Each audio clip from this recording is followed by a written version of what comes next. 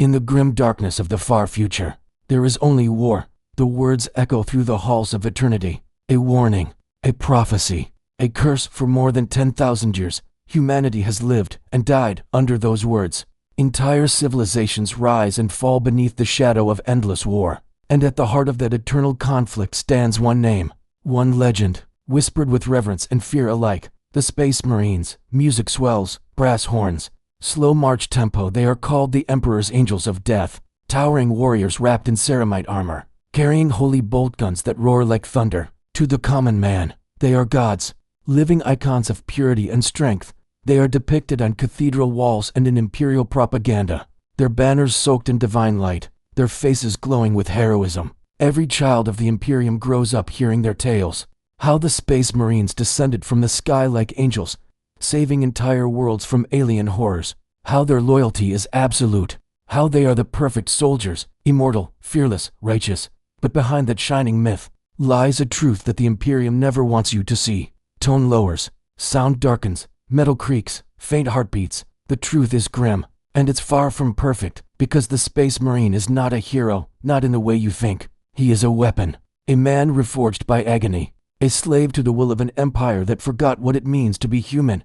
And to understand why, we must begin where all myths begin, with faith and fear. The birth of a legend. The Imperium of man stretches across 1,000,000 worlds. But it is not an empire of peace, it is an empire of terror. The people of the Imperium live under constant fear. Fear of heresy, fear of alien invasion, fear of the unknown. To keep them obedient, the ecclesiarchy, the Church of the Emperor, feeds them legends. And the greatest of these legends are the Space Marines. Each chapter is portrayed as a holy brotherhood, blessed by the Emperor himself, untainted by sin or weakness. They are said to fight not for conquest, but for faith, not for survival, but for divine duty. The truth, however, is that this perfection is a fabrication, a mask worn to hide the cost of what they truly are. Sound of thunder, visuals of a dark forged world. The human beneath the armor. Every Space Marine begins as a human boy, a frightened child, ripped from a shattered planet, often one ravaged by war, starvation, or chaos. To the Imperium, these children are recruits. To the rest of the galaxy, they are sacrifices. They are taken to fortress monasteries on distant worlds. There, they undergo trials so cruel that most never return. Those who do survive are chosen for transformation, a process that will destroy the person they once were. From that moment onward, the boy begins to die, and something else begins to take his place. Whispers overlay, surgical sounds. Screaming fades in the background. Surgeons of the Apothecarian cut deep into their bodies, inserting 20 genetic organs known as the gene seed. These implants are harvested from fallen Marines, genetic echoes of heroes long dead.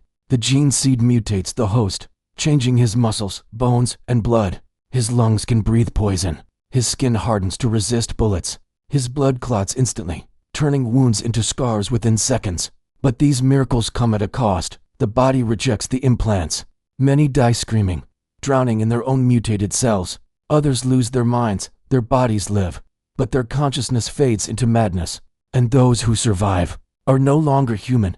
They are something else, something between man and monster. Music slows. Heartbeat echoes. Camera pans across a silent training hall. The death of the self-transformation does not end with the body. It continues with the mind. The new recruits are stripped of everything that makes them individuals. Their names are taken. Their memories are erased. Their loyalty is rebuilt, brick by brick, thought by thought.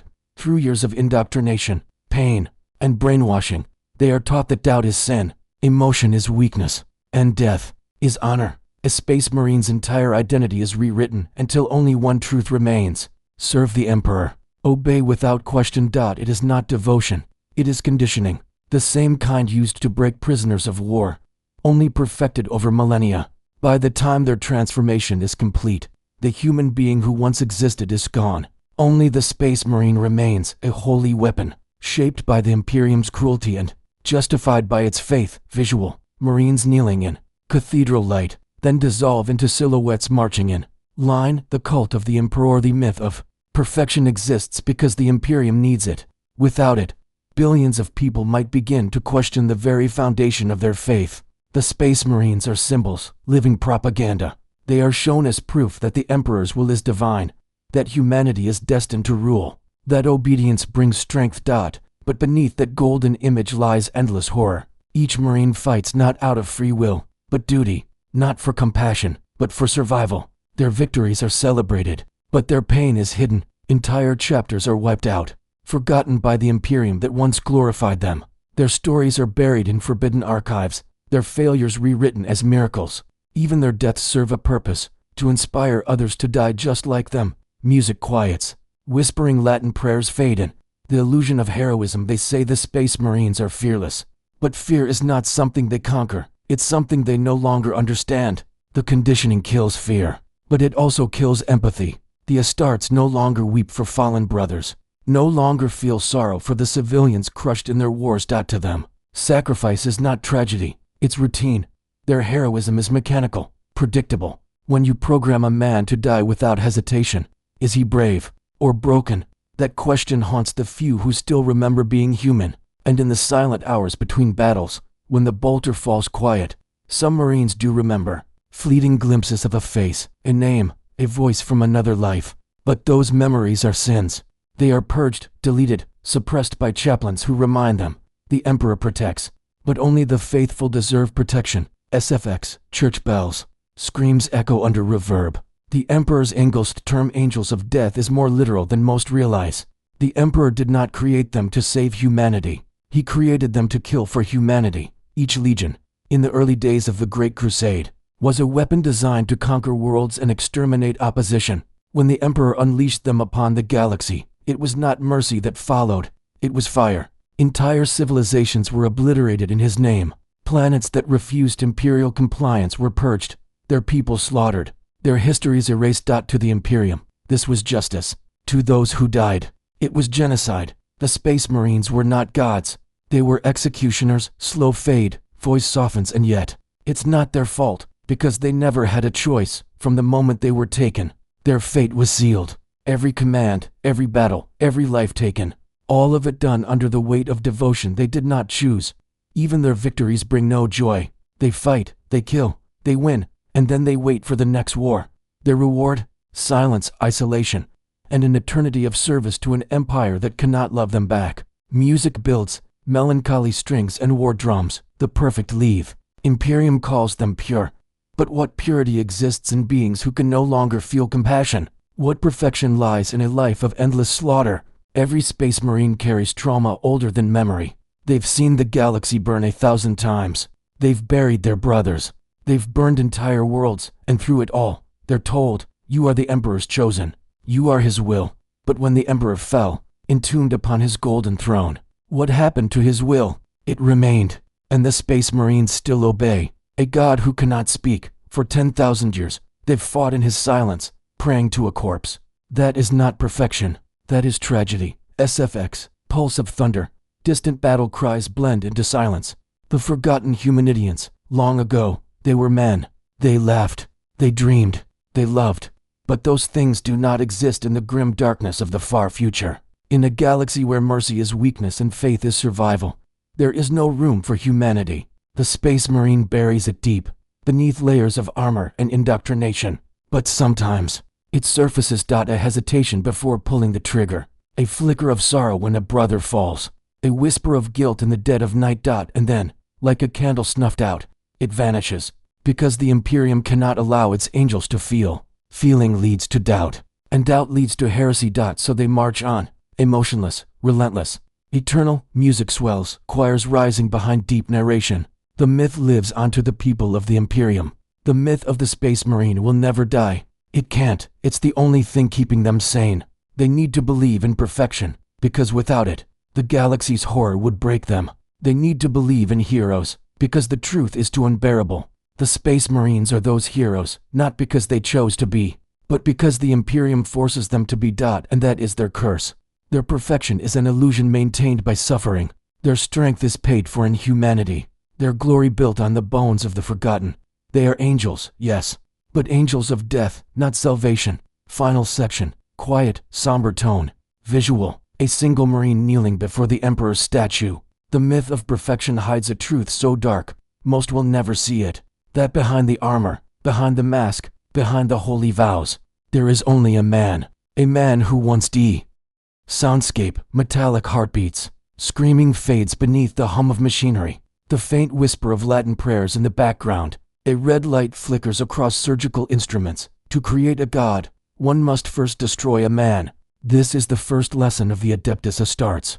The path from mortal to space marine is not a journey of ascension. It is a descent, a deliberate unmaking of everything that once was human. They call it the transformation, but those who've seen it call it by another name. The forging, the selection. Not all men are worthy to serve the Emperor. Only the chosen may be remade in his image. It begins with selection. Across the Imperium, from the ash-choked worlds of Armageddon to the frozen wastes of Fenris, the chapters send out their agents, the chaplains and apothecaries, to find new blood. They do not search among the strong or the noble. They search among the survivors, children who have seen war before they've seen daylight, boys who've killed before they've learned to speak. The Imperium breeds monsters to make angels. These recruits are taken, or ascended, as the Church calls it, from their families, their tribes, their worlds. Some go willingly, most do not. They are loaded onto ships that vanish into the void, and from that moment on, their old lives are erased. SFX, slow, rhythmic breathing, the hiss of mechanical ventilators. In the cold stone halls of fortress monasteries, their names are stripped away. They are no longer Marcus or Talon or Giro. They become neophytes. Their hair is shaved. Their bodies are measured, their minds tested, their blood analyzed for purity and genetic compatibility. Those who fail are disposed of quietly, burned, dissected, recycled for research. Only a fraction survive the first tests. Those few are given a gift and a curse, to be reforged into something greater. The surgical nightmare ambient tone, low bass hum, sound of scalpels, heart monitors, distant chanting. Becoming a space marine means surviving 19 separate surgical operations. Each one is designed to implant an organ known as a gene seed. These organs are not natural. They are ancient genetic relics, cloned from the Primarchs themselves, the Emperor's sons. Each gene seed carries within it a fragment of divine design and corruption. They are harvested from the dead, from fallen heroes, from centuries-old tissue preserved in stasis vaults. When a marine dies, his organs are ripped out, purified, and inserted into the next generation, continuing an unbroken chain of flesh and faith that spans 10,000 years. But the process is horrifying. Phase 1. The rebirth of fleshed first organ, the secondary heart, is implanted near the original, doubling the body's ability to pump blood. If it beats out of rhythm, the recruit dies instantly. Then comes the osmodula, a living machine that rewrites the bones, making them denser and stronger. Every night, as it grows, the neophyte feels his bones crack and expand beneath his own skin. He screams until his voice disappears, and even then, the process continues. The Biscopia follows, flooding the body with growth hormones. Muscles tear and heal faster than the mind can comprehend. By now, the child's body is unrecognizable, swollen, covered in scars, trembling with chemical fury. He is no longer a boy, but not yet a marine. Music darkens, mechanical noises, blood dripping. Phase 2. The death of identity. The body begins to adapt. The real horror begins. Psychological conditioning. In vast cathedrals of pain, recruits are suspended in tanks, their brains exposed to waves of neural stimuli. They are shown endless visions, holy symbols, battlefields, prayers. Each one burns deeper into their subconscious. Every emotion, fear, love, regret, is systematically erased. Every thought is rewritten to serve one purpose, the will of the Emperor. They are told the Emperor loves them. They are told he watches them. They are told that to disobey is to die. Sleep deprivation, sensory torture, and chemical obedience training follow. By the end of it, the neophyte no longer knows who he was, or even if he ever was. SFX, heavy breathing, background whispers of Ave Imperator. Phase 3. The new blood. When the psychological barriers have been crushed, the next organ is implanted, the hemastamen. It rewires the blood itself, allowing it to carry oxygen in a vacuum, to clot wounds instantly, to resist toxins. A marine's blood is not red. It is black, thick, metallic. It smells of iron and ozone. To the apothecaries, it is holy ichor, proof that their warriors are no longer human. The Laramen's organ follows, producing healing cells that knit wounds within moments. Next, the catalepsian node, allowing a marine to rest half his brain at a time. They can march for weeks without sleep, eyes half open, dreaming of war even while awake. Visual, rows of recruits screaming under bright white light, Failure is definite. All bodies can survive the implantation. Some reject the organs. Some dissolve internally. Others go mad, their minds consumed by the chaos of genetic corruption. There are no funerals. Their remains are burned, their ashes fed to the soil of the training grounds. Even in death, they serve the chapter. Out of 1,000 chosen, maybe 100 will survive. Those who do are given a new name, a name chosen by their superiors, not as an honor, but as a brand. They are not men anymore. They are property. The monastic rebirth music softens, distant church bells echo. After years of surgery and torture, the survivors are placed within the monastery's catacombs. Here, in candlelit silence, the chaplains teach them scripture. They learn the litany of hate, the catechism of the Emperor's light, the oaths of moment. They are taught to believe they were chosen for greatness, not by chance, but by destiny. That every scar is holy, every drop of blood, divine. But beneath that faith lies something else, fear. The recruits know that one mistake, one moment of hesitation, one flicker of doubt, and they will be purged. Those who question disappear. Those who falter are cleansed. Those who survive are told, the Emperor forgives only the dead. The trial of fire. Before a recruit earns his power armor, he must face one final test. The trial of fire. Each chapter has its own ritual, but the result is always the same: death or rebirth. Some are cast into the wilds to hunt Xenos beasts barehanded. Others are buried alive beneath the monastery until they claw their way free. Some are forced to kill their own brothers to prove loyalty above compassion. The weak die, the strong return covered in blood and silence, and when they emerge, they kneel before the apothecarian. There, the final gene seed is implanted, the progenoid gland. This organ carries the chapter's genetic legacy, ensuring that even in death, the Marine will give birth to the next generation of warriors. The cycle continues forever. Sound design, choir chants grow louder. Tone becomes religiously feverish. The blessing of armor when all the surgeries are complete, and the flesh finally stabilizes. The recruit is given his armor, not as a uniform, but as a sacrament. Each plate of ceramite is fitted by the tech priests of the Mechanicus, engraved with prayers and machine oaths. The armor hums with ancient power, powered by fusion reactors older than the man who wears it. Inside, the Marine can feel the suit breathing with him, a living extension of his flesh. He becomes a walking relic, part man, part machine, part myth. For the first time, he sees his reflection, and he does not recognize it. The boy is gone. The soldier remains. And the pain that forged him becomes the fire that keeps him alive. The price of perfection. Music turns slow and tragic. Violins echo in the distance. The transformation of a space marine is often described as miraculous, but miracles always demand sacrifice. The human soul is the offering. They lose their ability to feel love, to experience fear, to question authority. Their voice deepens, their heart hardens, their lifespan stretches beyond mortal limits. Yet they are forever bound to one purpose. They cannot marry. They cannot rest. They cannot ever remove their armor and walk as men again. For the Imperium, they are heroes. For themselves, they are ghosts. Visual cue, a Marine kneeling, blood dripping from his gauntlets. To be an Astartes is to surrender everything, said Chaplain Malthus of the Black Templars. We are not men. We are the weapons of the Emperor's wrath. And weapons do not dream. The process strips away all traces of self. What remains is obedience. What remains is rage. What remains is faith without choice. And through that faith, the Imperium maintains its power. An empire of endless war fueled by the pain of its own children. The chain of flesh sound fades to solemn chanting. Every chapter keeps a vault of gene seed. It is their most sacred relic, more valuable than gold, more vital than any fortress. Inside lie thousands of preserved organs, each one a fragment of their lineage. When a Marine dies, his progenoid gland is harvested, sterilized, and stored to be used again. Thus, every Space Marine is part of an unbroken chain stretching back to the dawn of the Imperium. A chain forged in pain, blood, and devotion. They are the sons of their primarchs, genetically, spiritually, and eternally. And though many have forgotten their origins, their flesh remembers. The gene seed carries not only strength, but memory, the echoes of every generation before. Some say it carries curses too, madness, rage, mutation. But the Imperium ignores such whispers. They call it divine imperfection, deep bass pulse. Distant screams blend with chanting. Closing parenthesis. The moment of realization. They say the Space Marine is the pinnacle of mankind, the perfect soldier, the flawless warrior. the embodiment of human potential. But what they never say is what must be lost to reach that perfection.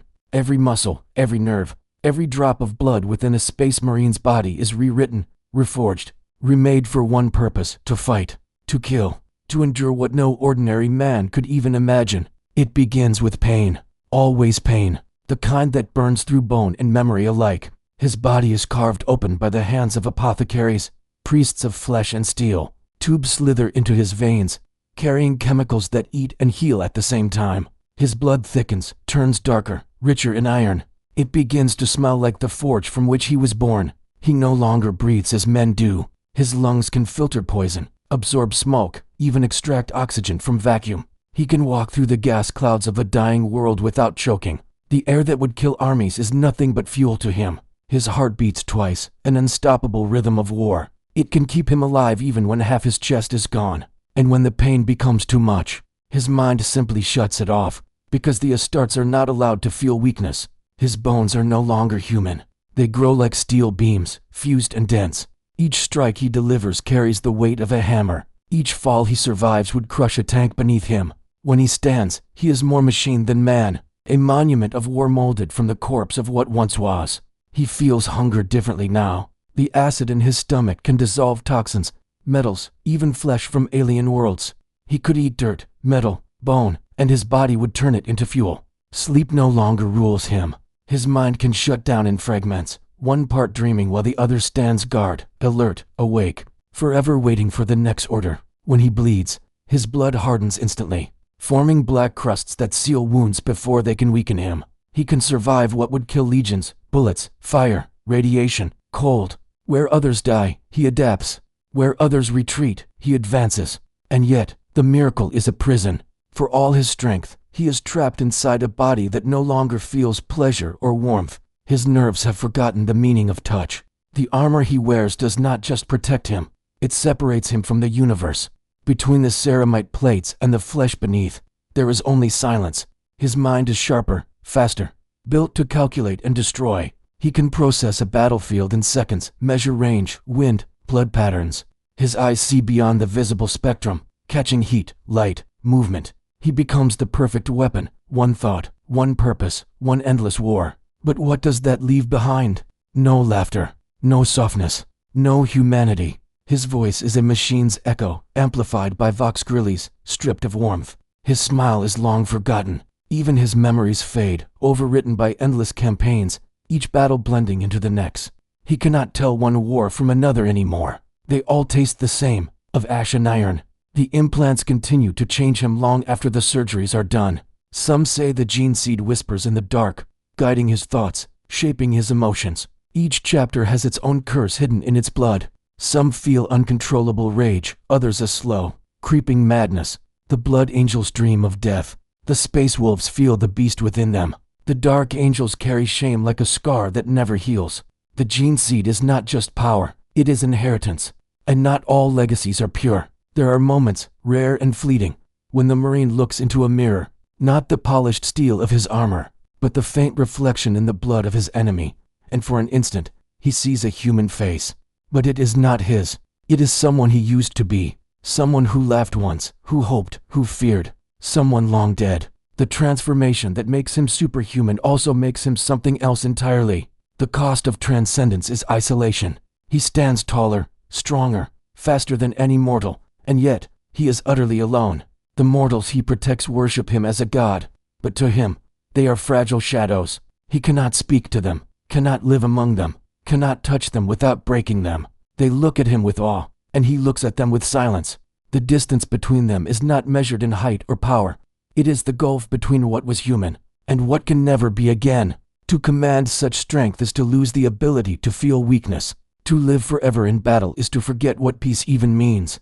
His mind may hold the knowledge of 100 lifetimes, but it cannot remember the feeling of being alive. Every breath, every movement, every heartbeat serves a single design: to kill in the Emperor's name. His body is a temple built for war, but there are no prayers within it, only echoes of command. The Emperor's will flows through his veins like cold oil. The man inside the armor does not question. He cannot question. The machinery inside his skull ensures it. He can run for days, fight for hours, kill for years. His wounds heal, His body repairs, his will endures, but no body, no mind, no soul can resist eternity. And so, behind the armor, something begins to erode, slowly, quietly. The spark of humanity that once burned within flickers. The mind becomes numbers. The heart becomes rhythm. The man becomes myth. When others look upon him, they see perfection. They see the Emperor's wrath made flesh. But inside, there is nothing left to perfect, only what remains. He does not fear death. He fears what comes before it, the endless silence of duty, the unending cycle of killing and obedience, the haunting awareness that he has become everything he was once taught to hate, a machine without choice. The galaxy calls them angels, but angels were never meant to feel pain. And yet, pain is the only thing that reminds him he still exists. Every scar is proof that something inside still resists complete transformation. Every wound whispers that there is still a remnant of man buried beneath the armor. But that man is dying. Every war kills him a little more. Every victory takes another piece away. Every prayer spoken through Vox Grilli's echoes emptier than the last. The perfection that others worship is the grave of what he once was. He has become the weapon the Emperor wanted, strong, relentless, unyielding, and yet, in that strength lies tragedy. Because to be beyond human is to no longer be human at all. And that is the cruelest truth of all, that the price of becoming a god is never again being a man. They call it purity. They call it devotion. They call it loyalty beyond question. But what it truly is the death of emotion. When the transformation of body ends, the transformation of the mind begins. What use is strength without control? What use is a godlike warrior who still feels sorrow, fear, or guilt? These are luxuries the Imperium cannot afford. And so, one by one, the last remnants of humanity are stripped away, until nothing remains but obedience. The Space Marine is not allowed to feel. He is conditioned to destroy the very idea of emotion, burned clean of weakness, shaped into something cold, efficient, and terrifyingly precise. From the first day of indoctrination, the neophyte learns that feeling is sin, doubt is heresy, compassion is corruption, love is temptation. He is taught that mercy leads to failure, and failure leads to damnation. The chaplains teach him to pray not for peace, but for discipline, not for forgiveness, but for fury. They whisper to him that the only truth worth knowing is the Emperor's will, and the only acceptable response is obedience. When he closes his eyes, he does not dream of home or hope or happiness. He dreams of orders, of battlefields, of blood. The lessons never end. Sleep is invaded by hymns and war cries. Meditation becomes repetition. Meditation becomes control. His brothers fall beside him, but he does not mourn. He kills, but he does not hate. He wins, but he does not rejoice. His mind has been rewired to see emotion as a disease, a flaw to be cauterized. And when it rises, when a flicker of feeling breaks through the walls, the conditioning reacts like an immune system. It kills the thought before it can grow. There are whispers among the chapters that some still feel, that even the most loyal Marine, somewhere deep inside, still carries a human spark, but that spark is buried beneath centuries of doctrine and fear. To speak of it is to risk everything. To feel is to fall. Astartes training is not teaching. It is breaking. It is repetition until the mind fractures and reforms, until the soldier believes that pain is prayer, that obedience is purity, that death is duty. He learns to suppress instinct, to silence conscience. He learns to watch horror and remain calm, to burn cities and call it salvation, to kill children and call it faith. He becomes a ghost inside his own skull. He functions, he fights, he kills, but he does not live. There is no laughter in the barracks, no joy in the victory, no sorrow for the fallen, only silence, endless, disciplined silence. The chaplains call it purity of purpose, but the truth is far darker. It is not purity, it is emptiness, and emptiness is the perfect tool for control. When the Emperor still walked among men, his will was absolute, but after his fall, his words became law, repeated, distorted, worshipped. The Space Marines continued to obey, not the man, but the echo of his command. And over millennia, that obedience became religion. Faith filled the space where emotion once lived. And faith, in the Imperium, is not gentle. It is fire. A Marine's belief is not hope. It is submission. It is the surrender of the self to the divine machine. He does not pray for himself. He prays as a weapon. Every breath, every movement, every heartbeat is a prayer to serve. The human inside fades with each battle. Each kill dulls the soul. Each victory feeds the emptiness. After decades of fighting, centuries of war, The Marine no longer remembers what peace felt like. The sound of silence terrifies him more than the sound of gunfire. When there are no wars to fight, he feels lost, like a weapon with no target. He meditates not for enlightenment, but for programming. He must always be ready, always useful, always killing. The Imperium built him that way, a perfect machine in the shape of a man. But no machine lasts forever. Inside, cracks begin to form. Sometimes, when the battle is over and the corpses lie still, the silence creeps in. The Marine stands alone, surrounded by smoke, and something stirs in him. Something small, fragile, dangerous, memory to smell, a sound to name, something from before the transformation. It lingers like a ghost, and then it's gone, smothered by prayer, buried beneath discipline. The chaplains would call it temptation, but it is not temptation. It is truth trying to claw its way back to the surface. The strongest warriors often suffer the most. They see too much. They endure too long. They watch their brothers fall, their chapters diminish, their crusades stretch into eternity. Some begin to question, quietly, secretly. They wonder if the Emperor loves them. Why does he never speak? If faith is truth, why must it be enforced with chains? If they are his sons, why do they feel nothing at all? But there are no answers, only silence and the sound of distant gunfire. And in that silence, the Marine buries the questions. He must, because to question is to die. He fights, he prays, he obeys. His every moment is ritual, his every action, worship. The death of emotion has made him immortal in function, but empty in spirit. He cannot love, but he can destroy. He cannot cry, but he can slaughter. He cannot hope, but he can survive. And in the Imperium, survival is the only virtue that matters. Every day he lives, he dies a little more inside. Every order followed kills a thought that might have been his own. Every victory deepens the void that consumes him. He cannot stop it. He was built not to. When he kneels in the chapel, his armor stained with the blood of countless enemies, he does not feel pride or shame. He only feels duty. The silence around him is absolute. The candles flicker. The statues of the Emperor watch without eyes. He recites the same words he has said 1,000 times. I am the weapon of his wrath. My soul is steel. My heart is duty. My will is the Emperor's will. And for a moment, he believes it. He must. Because belief is the only thing holding him together. But somewhere deep within, the man he used to be whispers from beneath the layers of steel and scripture. A whisper so faint it's almost gone. A whisper that says, I remember. The Astartes ignores it. He cannot afford to listen. The voice fades again, swallowed by the hum of his armor, the distant thunder of war. The chaplains say that to feel is to fall. But the truth is simpler, crueler. To feel is to remember that he was once alive, and in the grim darkness of the far future, life itself is the one thing no space marine is allowed to keep. They are the Emperor's servants, his angels, his weapons, his will made flesh. But behind that glory lies another truth. They are slaves. They call it loyalty. They call it faith. But it is obedience, pure, unbroken, absolute. The kind of obedience that demands not just the body, but the soul. When the space marine kneels before the Aquila, he surrenders everything. His thoughts, his will, his right to choose. He is bound to a cause older than memory, older than reason. The Imperium tells him that his only purpose is to serve. To question is to doubt, and to doubt is heresy. The chain does not feel heavy at first. It feels holy. It feels righteous. The chaplains speak of glory. The Codex Astartes speaks of duty. The banners of the Imperium wave with promises of eternal honor. And so, the Marine believes. He must. Belief is not optional in the Imperium. It is survival. But faith can be a prison, and obedience its walls. Every space marine belongs to something greater than himself. A chapter, a creed, a doctrine written in blood. The Ultramarines follow the Codex with absolute precision, as if it were scripture. The Black Templars worship war as devotion.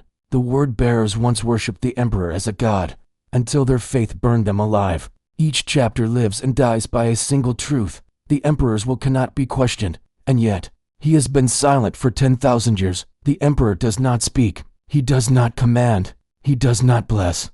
He only exists, a corpse on a throne of gold, fed by the souls of 1,000 dying psychers every day. But his silence has become the loudest voice in the galaxy. The High Lords, the Ecclesiarchy, the Inquisition, they speak for him. They twist his words, invent his will, and the Space Marines obey. They burn worlds in his name, kill innocents in his honor, and call it justice.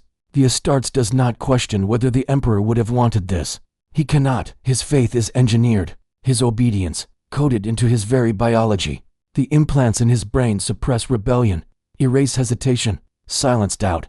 When the order comes, he moves. When the command is given, he kills. It does not matter if the target is alien or human. It does not matter if the enemy is child or traitor. The Emperor's will, or what others claim it to be, is all that matters, and so, obedience becomes both armor and curse. There are stories whispered among the chapters, missions where the orders were wrong, worlds burned that should have been spared, whole cities purged because of a single whispered rumor of heresy. Some Marines remember the screams, others choose to forget, but forgetting is a lie, and lies are the foundation of faith in the Imperium. A Space Marine does not decide who lives or dies, he only carries out the sentence. He does not write history, he enforces it. He is not a soldier fighting for freedom, but a guardian of tyranny so vast it stretches across the stars. To disobey is unthinkable, to resist is unholy. But sometimes, deep within the quiet of their fortress monasteries, some begin to wonder. They look upon the statues of the Emperor, cold, lifeless, perfect, and they see their own reflection, a god who cannot move, a servant who cannot stop, both trapped in their devotion. Some call it divine symmetry, others call it damnation. The chaplains say that the Emperor tests his sons through obedience, that to serve without question is the highest form of love. But love without choice is not love, it is control, and control is the Imperium's true religion. The Astartes do not command armies because they believe, they command them because they are believed in. Their image, their myth, keeps billions obedient. The sight of their armor reminds the citizens of the Imperium that the Emperor still watches. That rebellion is death. They are the symbol of loyalty, even when that loyalty leads to ruin. There are records hidden, forbidden of chapters that turned their gaze upon their own orders and saw corruption. Some tried to resist. Some refused to carry out unjust wars. Some spoke aloud what every Marine has felt in the quiet corners of his mind.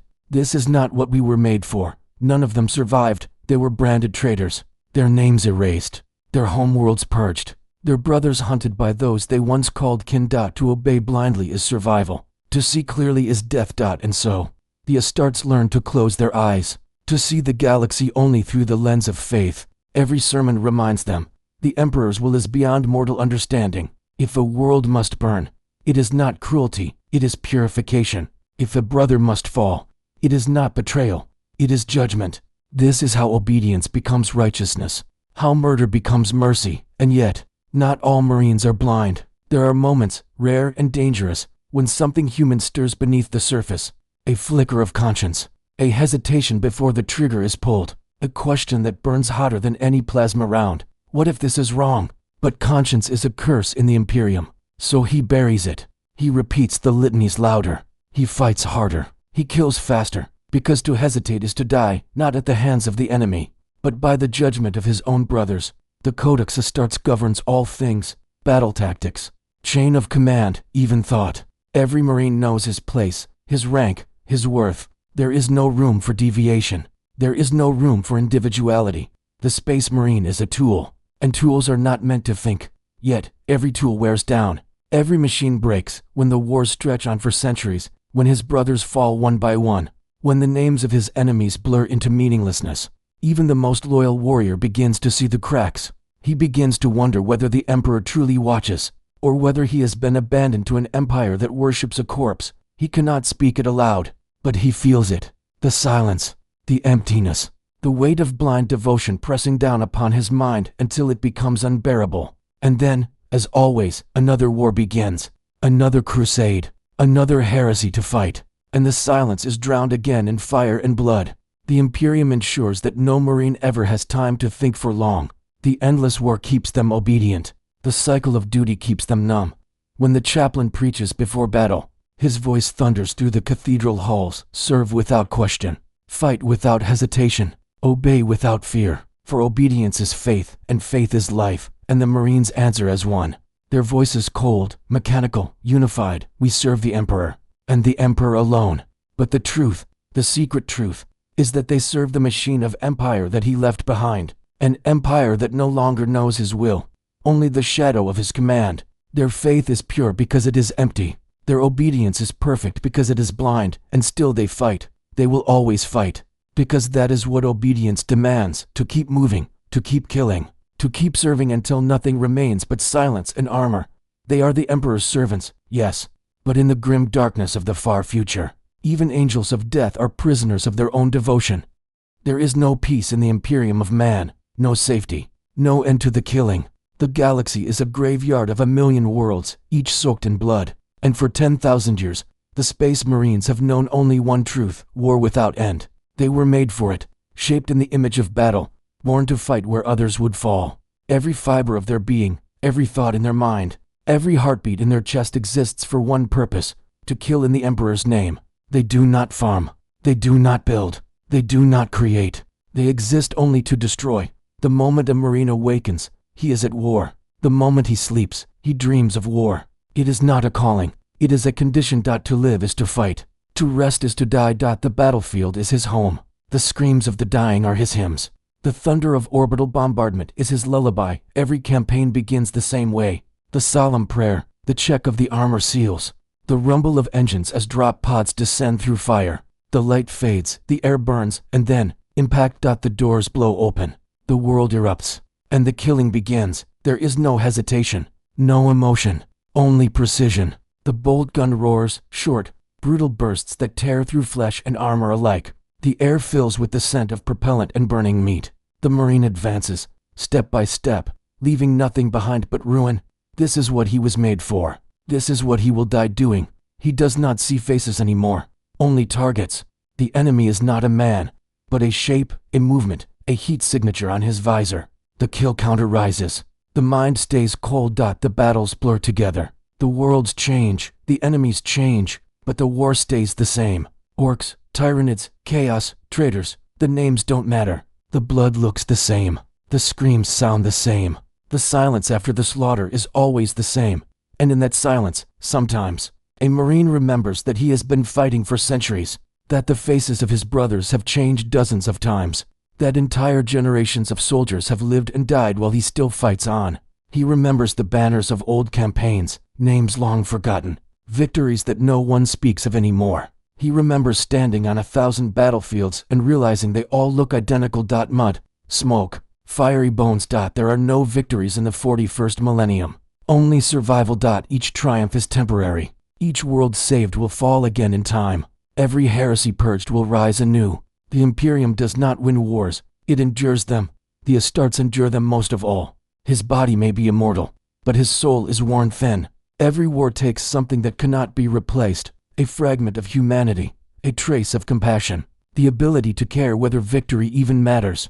He keeps fighting because there is nothing else left to do. He fights because the Emperor demands it, because the Codex commands it, because the galaxy will never stop bleeding, and he is the blade that cuts to keep the wound from rotting. Sometimes, in the chaos of battle, a Marine will see the faces of civilians, the wide eyes, the terror, the pleading. He knows he is supposed to protect them, but when the fighting starts, they die anyway, trampled, burned, consumed in the crossfire. And afterward, when the smoke clears, he steps over their bodies without a word. He tells himself it was necessary. It always is, because the Imperium cannot afford empathy. Mercy costs too much. He marches on, his armor covered in dust and blood. He hears the chaplain's voice over the Vox, for the Emperor. He answers automatically, without thinking. The words are reflex, older than thought. He does not know if he still believes them. When he looks to the sky and sees the ships descending, the bombardments burning through the clouds, he feels nothing. Not fear, not anger, not hope. Just the familiar rhythm of war. He wonders if this is what eternity feels like. Not peace, not death, but an endless cycle of violence so vast that it becomes meaningless. The war does not care who wins. The war does not end. Each battle is a repetition of the last, a ritual played out over and over again to feed the machine of empire. The blood spilled is fuel. The dead are offerings, and still, the Space Marines fight. There are no holidays, no retirements, no rest. A Marine serves until he is broken, and even then, his broken body is placed within a dreadnought, a living coffin of iron, so he can continue to fight while half dead. Dreaming of battle even in sleep, he becomes a relic, a monument to endurance, kept alive only because the Imperium cannot afford to let him die. Some envy the dead. At least they are finished. At least they no longer hear the endless roar of bolter fire echoing in their skulls. For the living, there is only the next mission, the next war, the next order, and through it all, they keep faith, or at least pretend to, because if they ever stopped believing, even for a moment, the illusion would collapse. The chaplains say that each battle is a test of devotion, that the endless war is proof of the Emperor's will. But deep down, the Marines know it is not a test. It is a sentence. They were born into war, built for war, cursed to fight forever in its shadow. They fight for worlds that will forget them, for people who will never know their names. They die alone on planets no one will ever visit again. And when the last Marine falls, there will be no songs, no statues, no memory. Only silence. And then, another war, because that is the truth of the 41st millennium. There is no peace, only the pause between battles. No heroes, only survivors. And the Space Marines, the Emperor's perfect sons, are the greatest survivors of all. But survival is not the same as life. Every day they live, they lose another part of themselves to the machine of endless conflict. Every battle is another step away from humanity. Every victory is another reminder that victory means nothing.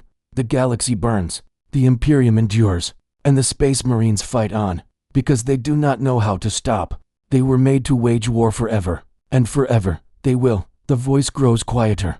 The sound of bolter fire fades into static. A faint whisper remains. In the grim darkness of the far future, there is only war, and for the Space Marines, there is nothing else. The human body was never meant to live forever. Not in this galaxy, not in this war. Even a Space Marine, the Emperor's perfect weapon, cannot escape the slow erosion of flesh and steel. Time, battle, and duty consume them all. Every wound tells a story. Every scar hides a sin. Every replacement is a reminder that the price of survival is the death of what they once were. Astartes' bodies are miracles of bioengineering, but miracles always come with limits. They can heal from wounds that would kill ordinary men, regenerate from shattered limbs, survive where oxygen burns away in the void. But not all wounds can be healed, not all damage can be undone. And when the flesh fails, the mechanicum waits, ready to rebuild the Emperor's sons with iron and circuitry. The transition begins small. A finger lost to a chainsword, a jaw shattered by a bolter round, an eye burned out by plasma fire. The replacements are efficient, precise, stronger than the original. A metal hand that never shakes, an artificial eye that never blinks. But each repair takes something away, a sliver of humanity, a fragment of sensation.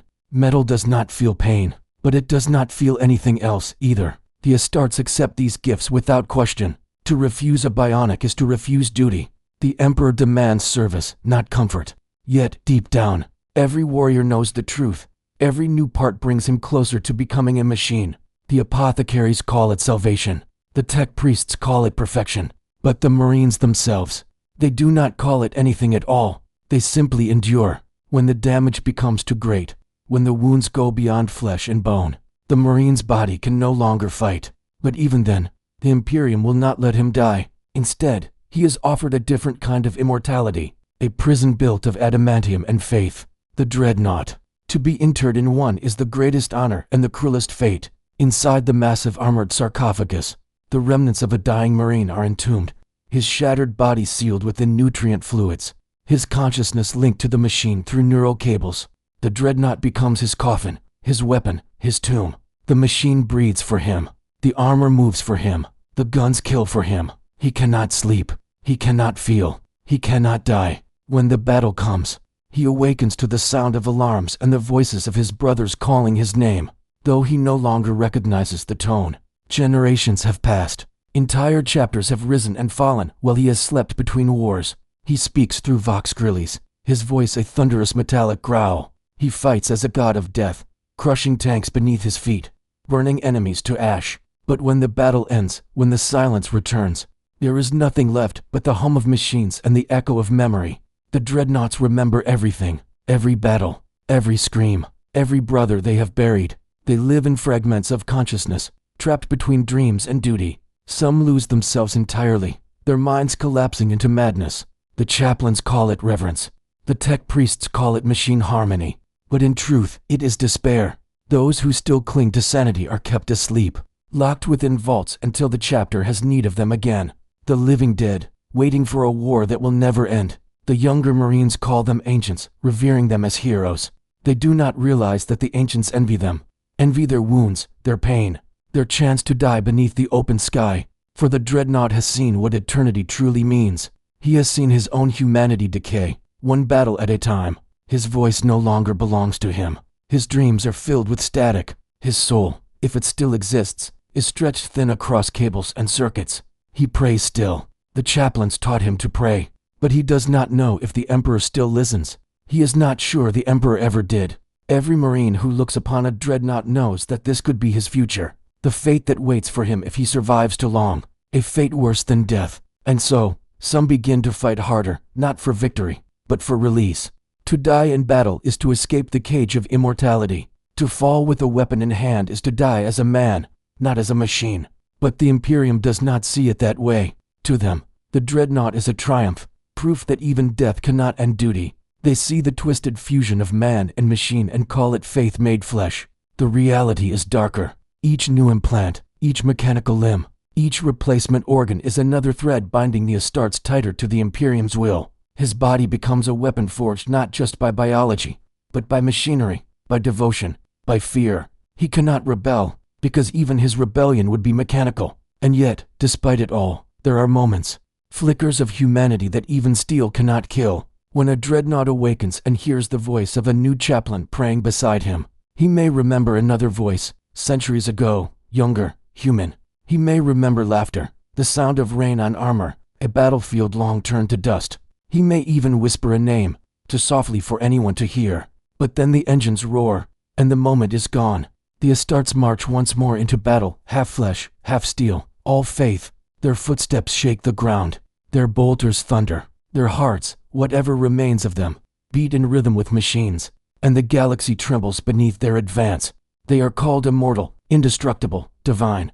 But in truth, they are dying, piece by piece, replaced by metal, consumed by obedience. The more they survive, the less of them remains. The armor that protects them is the same armor that buries them alive. The machines that heal them are the same machines that erase what they once were.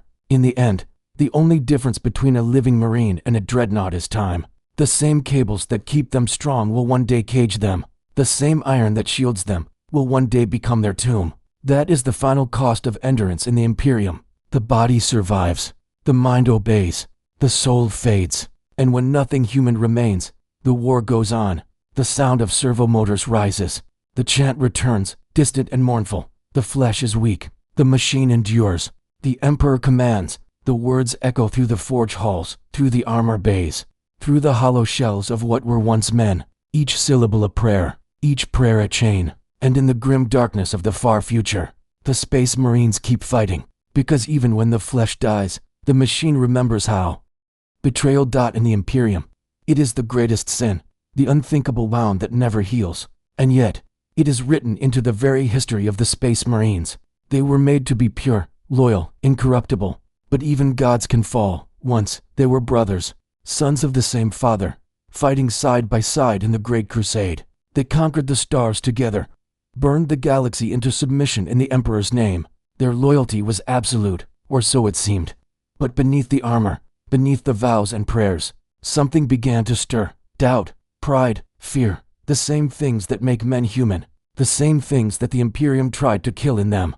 And when emotion returns to those who have been taught to obey without question, it does not come as compassion. It comes as rage. The seeds of treachery were planted long before the first betrayal. The Emperor's dream was too vast, too perfect, too fragile to last.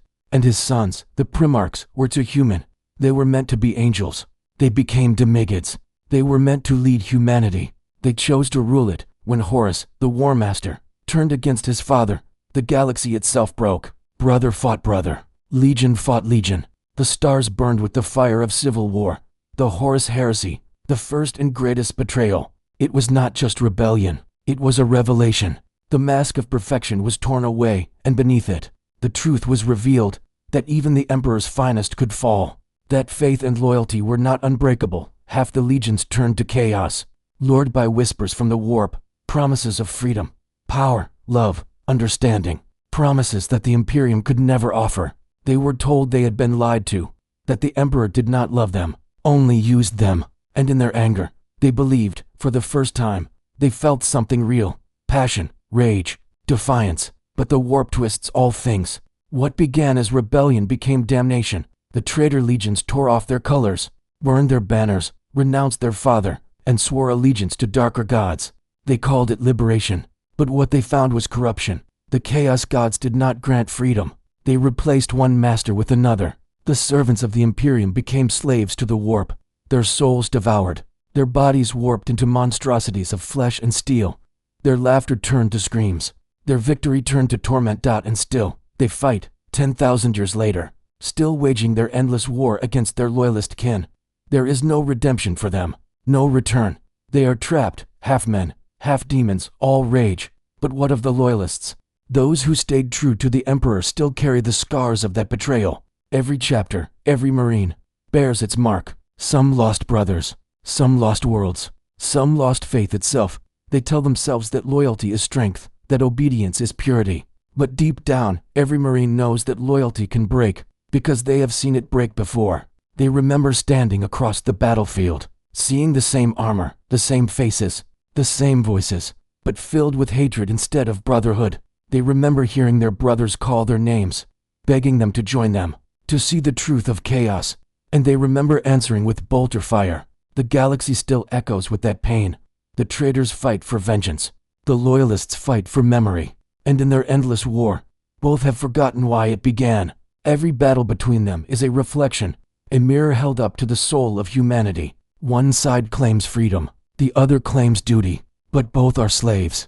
One to gods, the other to empire. There are moments, rare and fleeting, when even the loyal Marines hesitate, when they look into the eyes of the Chaos Marines and see not monsters, but brothers. Familiar mannerisms, familiar tactics, the same voice under the growl of corruption. Because they are brothers, they share the same gene seed, the same origin, the same blood. It is a truth the Imperium tries to bury, but it cannot be erased.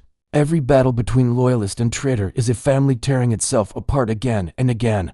For 10,000 years, some loyalists still whisper prayers for their fallen kin, even as they burn them alive. Some traitors still hesitate before the killing blow, remembering the man their brother used to be. But hesitation is weakness, and weakness, in this galaxy, is death. The chaplains remind them, there can be no mercy for the heretic, no forgiveness for the traitor, only death in the Emperor's name. And so, the war goes on, not just of flesh and steel, but of souls. The loyalists fight to preserve the Imperium, the traitors fight to destroy it. Both believe they are right. Both are wrong. Chaos feeds on hatred. The Imperium feeds on obedience. Neither side remembers what humanity was supposed to be. The Horus Heresy was not the beginning of betrayal. It was its revelation. It showed the galaxy what the Emperor refused to admit, that you cannot build perfection from men, that even the purest creation will break under the weight of its own faith. The traitors claim to have found freedom in chaos, but they are bound tighter than ever, chained by their desires and their gods. The loyalists claim to serve righteousness, but they are prisoners of law, slaves to an empire of silence, to sides of the same broken coin. And between them lies the galaxy, burning, screaming, forgotten. The loyal Marines do not speak of the heresy. It is a wound they pretend has healed, but every time they march into battle, they hear the echoes of that ancient war. Every time they see the red of blood on Ceramite, they remember Istvan, Terra, Cal-Th. They remember that even angels can fall. And the worst truth of all, they know it can happen again, for corruption does not come with horns and fire. It begins with a thought, a whisper, a moment of doubt. It begins with the same words Horus once spoke. What if we were wrong? That is the question every Marine buries deep within his soul. He must never say it. He must never think it, because to think it is to invite the fall. And so, he fights harder, he kills faster, he prays louder, to drown out the whisper that says what he already knows, that the Imperium he serves is not salvation. It is the same cage his brothers died trying to break. The sound of bolter fire rises, slow and distant, thunder, then silence. The war between loyal and traitor continues. 10,000 years unbroken. No victor, no peace, only ashes. And somewhere, in the heart of that endless war, a voice still echoes from the past. Not of rage, but of grief. Brother, why? Every warrior knows that death waits for him, but a space marine does not fear it. He welcomes it. For the Astartes, death is not an ending, it is release. They have no families to mourn them, no children to remember them, no graves to mark their names. Their entire existence is service, and the only freedom from that service is death. In the Imperium, men die forgotten every day. Billions vanish into the machinery of war. But when a space marine falls, it means something more. His death is not just the end of a soldier. It is the extinguishing of a symbol. The Emperor's angels were never meant to grow old. They are weapons forged for one purpose, used until broken, then cast aside. To die in battle is to fulfill their purpose. To live too long is to become something else, something hollow. There are no retirements for them, no peace, no home. The only peace a Marine will ever know is the silence that comes after his final breath. And even that is not always guaranteed. A low hum of servos and static. The scene shifts to a dimly lit chamber lined with tombs. When a Marine dies, his body is sacred. The gene seed is recovered, the organs harvested, his memories, his blood, his essence, all stripped and recycled for the next generation. Only a few are honored with true burial. The rest become components of the chapter's future. Their lives melted into the flesh of those who come after. Even in death, they must serve. The chaplains speak words of glory. His duty is done. His faith is eternal. But the Astartes know the truth. There is no done. There is no eternal rest.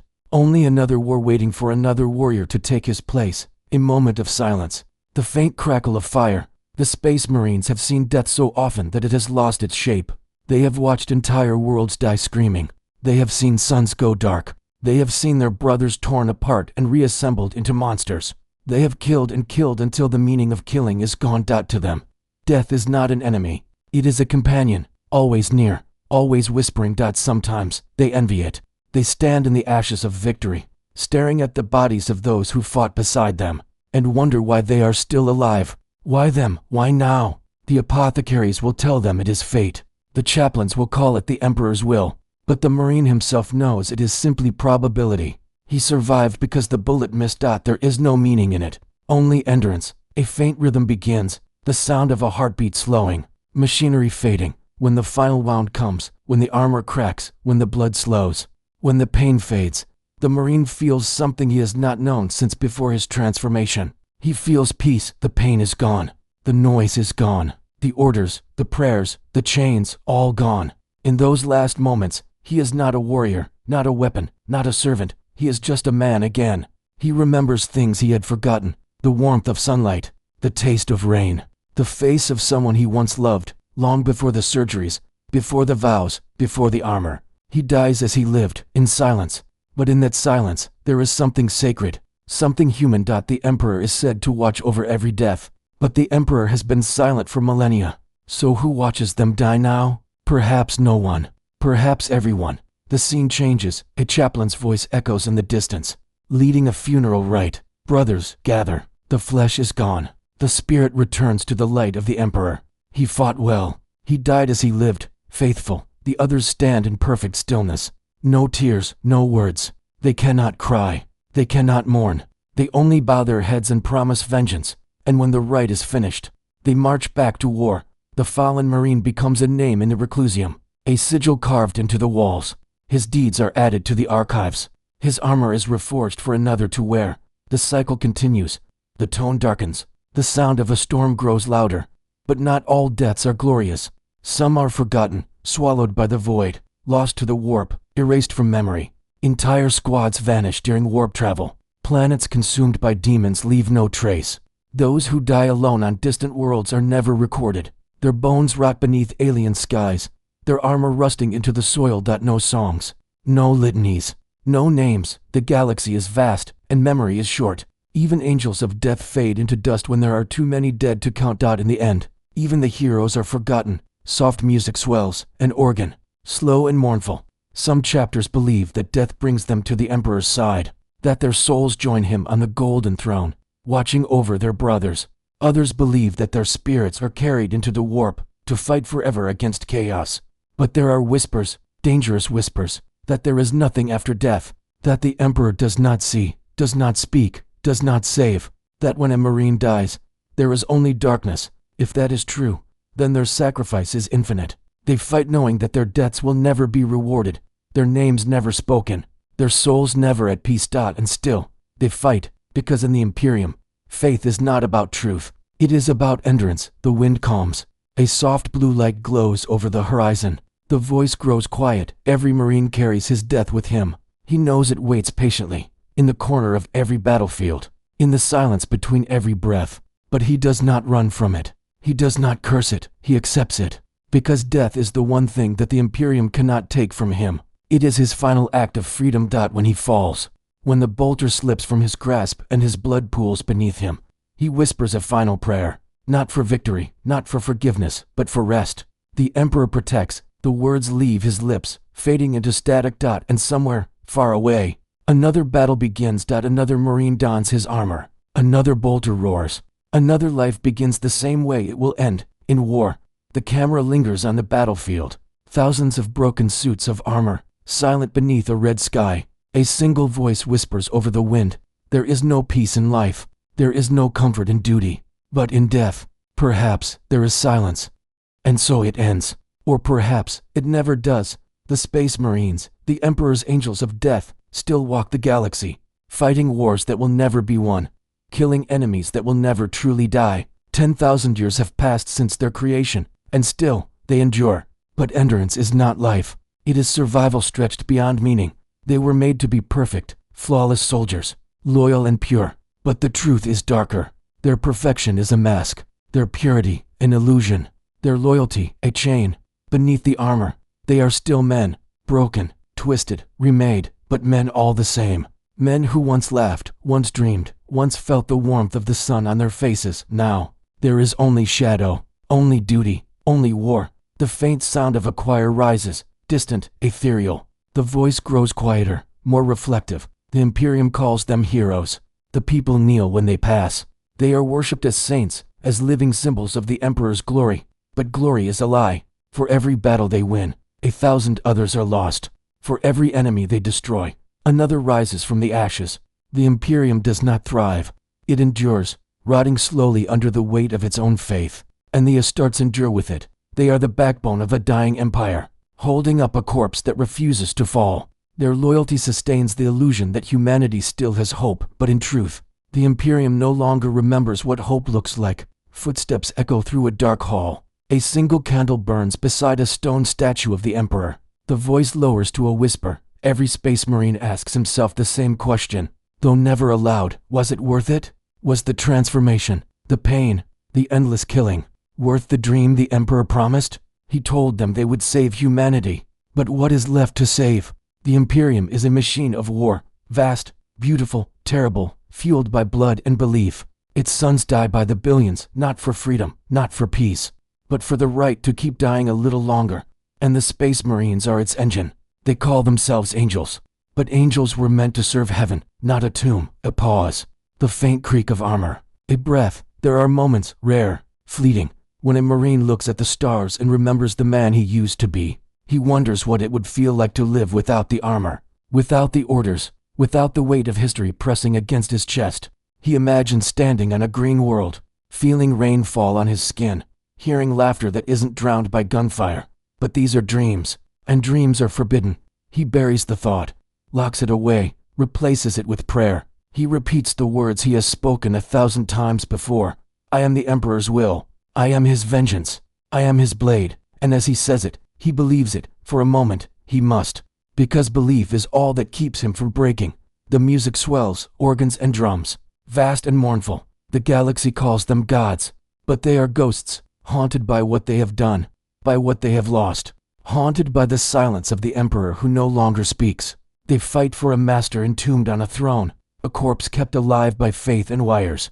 They fight for humanity, though they can no longer call themselves human. They fight for victory, though victory no longer has meaning. This is not devotion. This is inertia, the movement of a machine too old to stop. And yet, there is something tragic, something beautiful in that persistence. Even stripped of everything, they still stand. Even in the face of despair, they do not yield. Even when the galaxy burns, they fight on. Not for glory, not for hope, not even for the Emperor. They fight because fighting is all they know. They fight because if they stop, there will be nothing left. Soft static fades in, like a dying radio signal. The voice softens further. Perhaps that is their true purpose. Not to win, not to save, but to remember, in their own way, what humanity once was. Because even in their silence, even in their brutality. There is something unmistakably human in them. The way they carry their fallen, the way they whisper oaths before battle, the way they stand guard over empty worlds, knowing no one will ever thank them. That, more than anything, is what makes them heroes, not their strength, not their armor, but their endurance. They are the last light of a dying age, not bright enough to save the galaxy, but just enough to hold back the dark for one more day, and in that, there is meaning. The music begins to fade. A single voice, weary, reverent, delivers the final lines. In the grim darkness of the far future, there is only war. But even in war, there are moments of silence, moments of reflection, moments where a space marine kneels, surrounded by fire, and whispers a name he no longer remembers. He is not praying, he is remembering, and for that single heartbeat, he is no longer a weapon, he is human again. Then the moment passes, the bolter fires, the war continues, the galaxy spins endlessly on, the sound fades entirely, only the whisper remains. In the end, we are not gods, we are not saviors, we are not eternal, we are only men, trying to be more than we were ever meant to be.